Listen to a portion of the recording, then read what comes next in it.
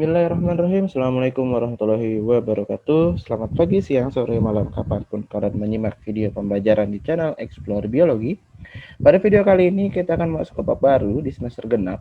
Ya, walaupun sebenarnya banyak sekolah yang mungkin sudah mempelajarinya sejak semester ganjil, tapi kita akan coba materi ini akan kita pelajari pada semester genap. Ini adalah materi mutasi, sebuah istilah yang mungkin cukup familiar akhir-akhir ini, terutama karena perkembangan kasus COVID-19, di mana dibilang virus itu bermutasi, berbahaya segala macam. Nah, sekarang kita akan coba telusuri sebenarnya apa sih mutasi itu, lalu kenapa mutasi bisa terjadi, dan apa akibat dari terjadinya mutasi tersebut. Oke. Pada video ini kita akan belajar tentang definisi dari mutasi itu sendiri. Ya, nanti di video-video selanjutnya kita akan bahas hal-hal yang berkaitan dengan hal ini, bisa jadi dari jenis-jenisnya, klasifikasinya, sampai kelainannya. Tapi di video ini kita akan bahas tentang definisi mutasi. Oke, kita masuk ke yang pertama. Oke, kalau berbicara tentang mutasi, istilah mutasi sendiri pertama kali diperkenalkan oleh seorang ahli dari Belanda yang bernama Hugo de Vries. Ya. Dia membuat sebuah buku yang berjudul Mutation Theory. Istilah ini digunakan untuk mengemukakan atau menyampaikan sebuah kondisi pada bunga Oenothera lamarckiana. Ya. Ingat, kalau dalam penulisan nama Latin, huruf pertama di kalimat pertama besar, lalu huruf pertama di kalimat kedua atau di kata kedua itu kecil. Jadi seperti ini ya, Oenothera lamarckiana. Apa yang terjadi? Yang terjadi adalah adanya perubahan fenotip yang terjadi pada bunga tersebut. Dan setelah ditelusuri, ternyata perubahan tersebut diakibatkan oleh perubahan gen. Jadi sebenarnya istilah mutasi bukan istilah yang baru. Sejak awal 1900-an, orang sudah mengenal istilah mutasi. Bahkan mungkin sebelumnya sudah dikenal istilah mutasi. Seperti itu. Nah, selanjutnya, secara definisi, ya, karena ini definisi, secara kata mutasi itu berasal dari kata mutatus, yang berarti perubahan, gitu ya. Mutasi sendiri secara bahasa bisa didefinisikan sebagai perubahan materi genetik. Nah, materi genetik yang berubah di sini apa? DNA. Jadi DNA-nya yang berubah sebagian besar, atau pada umumnya yang berubah adalah DNA. Dan dapat diwariskan secara genetis pada keturunannya, yang berarti jika seorang makhluk hidup mengalami mutasi, itu bisa diwariskan. Walaupun nanti itu akan berbeda tergantung mutasi tersebut menyerang sel apa atau menyerang kelamin apa. Nah, tapi inti dari kata-kata ini adalah dia dapat diwariskan. Nah, agen penyebab atau hal yang menyebabkan mutasi itu disebut sebagai mutagen. Nah, ini cukup mudah ya. Agen jadi mutagen. Lalu makhluk hidup yang mengalami mutasi disebut sebagai mutan. Saya rasa untuk istilah ini tidak terlalu asing ya, karena ini sering dipakai, jangan biru. Karena ini sering dipakai dulu saya sering nyontohin itu di film X-Men. Tapi karena COVID-19 ini bermutasi, saya rasa lebih gampang lagi sebenarnya dalam kita mengambil contoh. Nah, bagaimana sebuah mutasi itu bisa terjadi dan berdampak kepada makhluk hidup? Jadi ada 3 fase yang terjadi, gitu ya. Jadi yang pertama, ada perubahan susunan genetik. Nah, nanti lebih jelas sebenarnya ada di klasifikasi dari mutasi itu sendiri.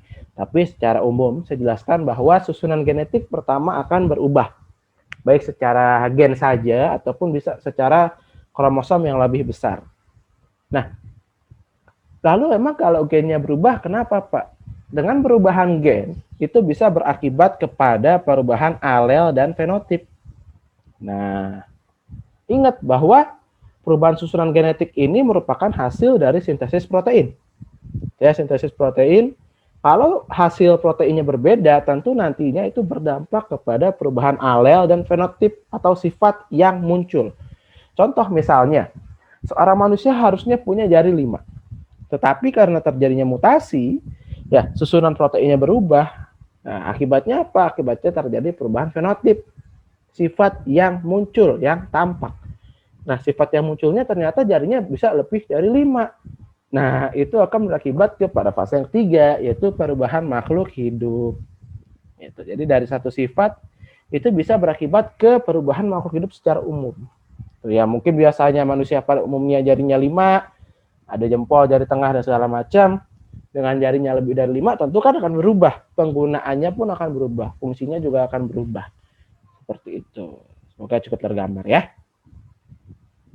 Nah, selanjutnya, perubahan materi genetik tersebut bisa menyebabkan perubahan sifat, baik pada tingkat sel ataupun individu. Pak, contohnya pada tingkat sel apa ya? Tumor dan kanker.